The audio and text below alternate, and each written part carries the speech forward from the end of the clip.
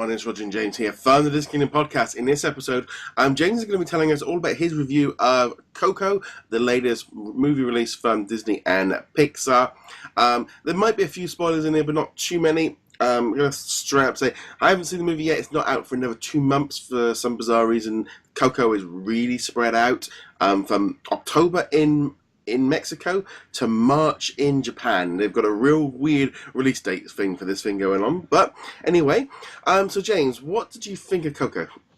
I enjoyed it. It was a fun movie. Maybe not the best Pixar movie. It's not going to break into my top 5, but as is true of most Pixar movies, it's well told. It's engaging. The animation's fantastic. It's just probably not one that reaches out to me all that much. Yeah. But then again, the whole idea of music as magic or the power of music has never been my genre, so it had an uphill battle to begin with. So, like, I've been seeing a lot of people tweeting over the Thanksgiving weekend about, you know, how much they were crying for it all. There was a lot of people being quite emotional about it. Did it have that kind of twist to it? I don't really know where people would be crying in this. No. I guess I could see a couple points, because it's very focused on family and, you know, remembering family, obviously, the Day of the Dead and so on. So I could see a couple of points where people would be crying, although I have to admit that's not the reaction I had at all, nor the people I saw it with at the theater. I don't think anyone was crying, but also obviously was not paying that close attention to the people. There were kids in the audience, and the kids did seem to have a very good time with it, and they laughed a lot, especially when all the skeletons, you know, they would break apart, you know, and then they'd reform, and there was a lot of slapstick comedy with that. So certainly that. It does seem like it's gone down very well, and it's going to continue to kind of build up, because it has felt like it's been a bit of a sleeper hit. But what else about the movie did you like? I already mentioned the animation. It's definitely the best part. It's a very colorful movie. There's colors all over the place. It's very similar to Inside Out and like that, except that they never had that muted part where you're forgetting or whatever. So everything's got like a glow to it, especially in the early part of the movie when he's first walking across into the land of the dead, which is very cool.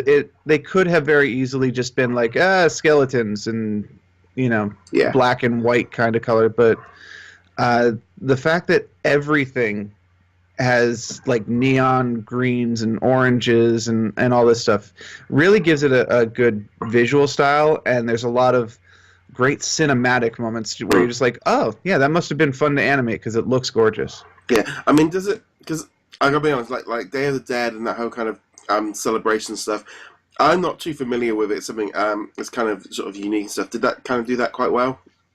Again, just like you, I actually don't know much about the Day of the Dead, but you can tell from the movie that there's a very rich culture to it, a lot more culture to it than I even realized. Like spirit animal kind of things where you had like this half cat, half dragon kind of deal, which I can't remember the name right now, and I'm not going to butcher the Spanish anyway. But, you know, they drew on that, and then there's the whole, like, putting the pictures on the board and how important that is on both sides, the living side and the dead side. So they definitely went in. They took a lot of care with portraying the Day of the Dead properly. And then, obviously, they took their own liberties to create this whole city vista within the dead side. So in terms of just, like, atmosphere, world building, all that, they did a fantastic job, and I'm going to assume that it's fairly accurate with most of the legends and customs around Day of the Dead. Yeah, so I mean, for me personally, I love like Latin America. I've spent many months touring around all the different countries in Central America and South America. Love Mexico, been there numerous times, one of my favorite countries. And so for me, I love that sort of the style that it seems to be presenting in the trailers and stuff. I have listened to the soundtrack probably 20 odd times, because I did a review a couple of weeks ago, because it came out a couple of weeks earlier. And I love the music that was coming off of it. The sounds, because there was so much more like traditional music, like with the trumpets and like the and I love all that. That's like, for me, that was, some of it was maybe that stereotypical Mexican stuff that you might find in tourist spots or an Epcot or something like that. But some of it really did hit. And I'm going to be honest, there was the songs like "Remember Me." I mean, there was a few different versions of it.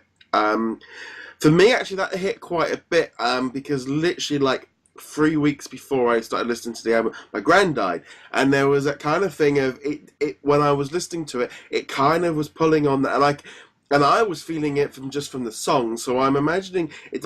I think that's where this whole thing of where people are reacting to it really depends on how you're looking at it. And I was finding, like, even listening to the album and that song and listening to the lyrics, that was pulling on my heartstrings before I'd even seen the movie.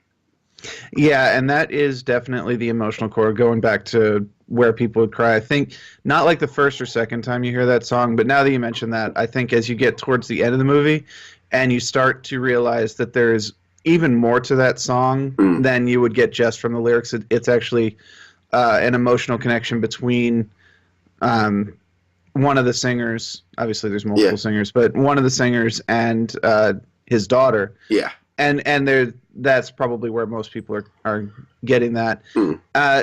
And yeah, it's a really good song, Remember Me. There's several other songs that are really good, and anybody visiting Epcot in the Mexican Pavilion, I guarantee that these songs are going to start getting played over there, either by a live band or, piped through the radio, the overhead speakers. Well, it makes complete sense. I mean, it's just that thing of just like with the music. I mean, there's a different version. I don't like the pop version of it. There's the single. Yeah. I don't know if they probably played it at the end. I prefer the more just. There's a really haunting version where he's sort of crying. I mean, there does seem like that has worked very well. Yeah, it actually gets better as more and more different characters sing it. Obviously, De La Cruz, the main singer, voiced by Benjamin Bratt, is the main version. But I think the best version is actually sung by Hector, who is the kind of comedic sidekick of the story.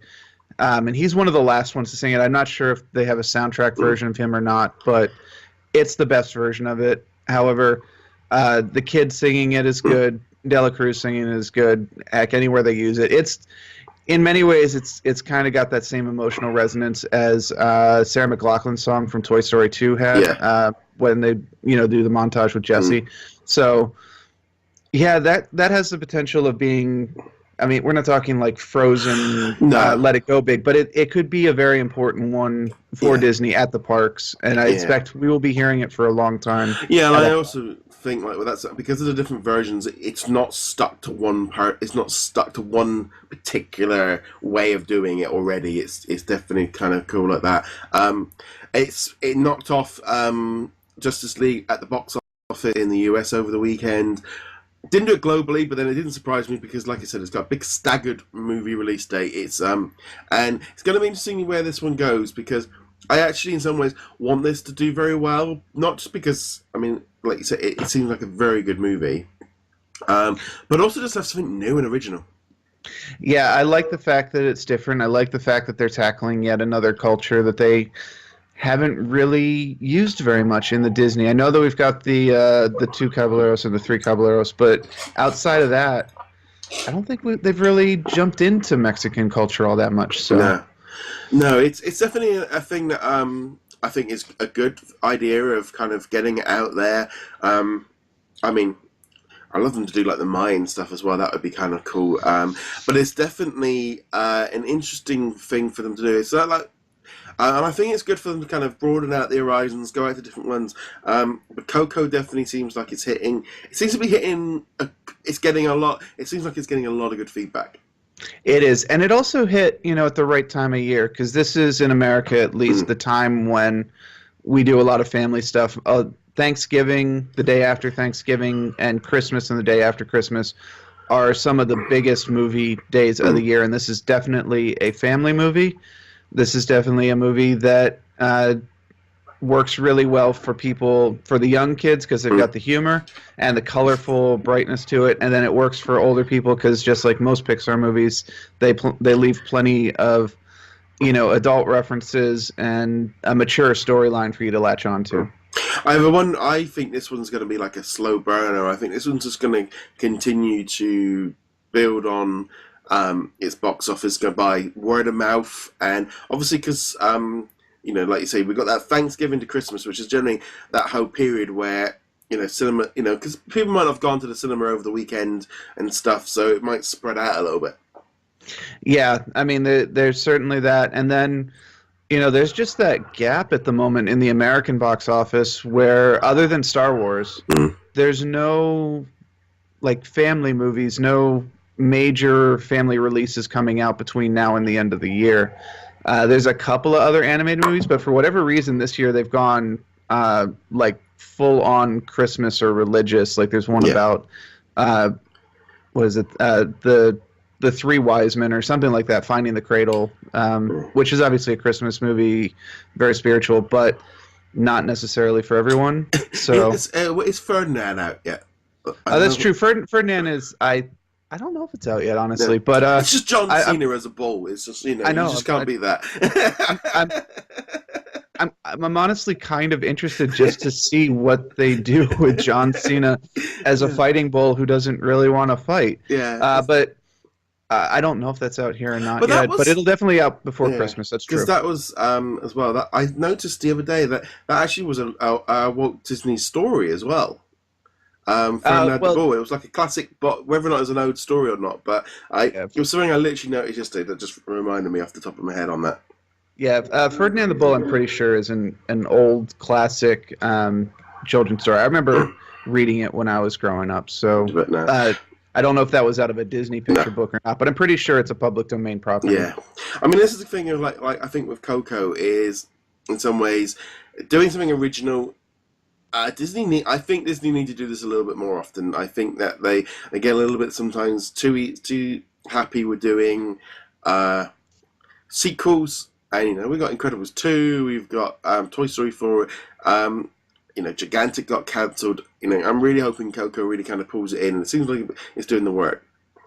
Yeah, I definitely give it a big hearty thumbs up. It's not the best Pixar movie, like I said. It's not going into my my top 3, probably not my top 5, but I would definitely watch it again. Especially, I might rent it when it comes out. If I was on a plane and it was one of the options, I would definitely watch it there.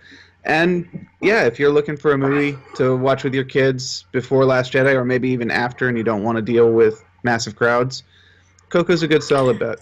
Yeah, I mean, I think that's definitely the thing. It's just an interesting idea, really, of how they've done this, what they've been doing with it, and I think as a whole, it's going to do well, and I'm really looking forward to it. I'm gonna actually look up whether or not see when the US release date of the DVD, because it can't be that far off. Because it's what, 3 months? Yeah, at this point it's like 3 or 4 months. So if it's February, it's going to be that thing about. Because I'll be back to my original days, back when DVD first came out, where I used to have DVDs come through from the US before they were out even in the cinema. Back, that's 20 years ago. Seems stupid. Yeah, that's kind of how it is. But great to hear it was a good movie. Yep. And one last thing. I know this is probably pretty common knowledge for the people listening here, but apparently most people don't realize that there is a Frozen short in front of this movie, 20 minutes long. Yeah. There were a number of people at the theater who were like, oh, come on, get to the movie already, which I thought was very interesting. Obviously, that happened in South America, where they actually removed Frozen from the front of it because so many people were complaining and being like, we're here to see Coco. But we'll talk about the Frozen short, but just if you're planning on taking kids, you can actually wait like 35 minutes and you'll still get there on time to watch the movie if you had the trailers and the Frozen short. Yes, but on that note, we're going to be talking about the Frozen one in another episode this week, so be sure to check that one out. As per usual, you can check us out over at DisKingdom.com. Hit that subscribe button, like button, or follow button on whichever platform you are watching or listening this on. James, where can they find you? I'm heroiclegacy.com. And on that note, guys, we'll see you guys soon. Laters. Later.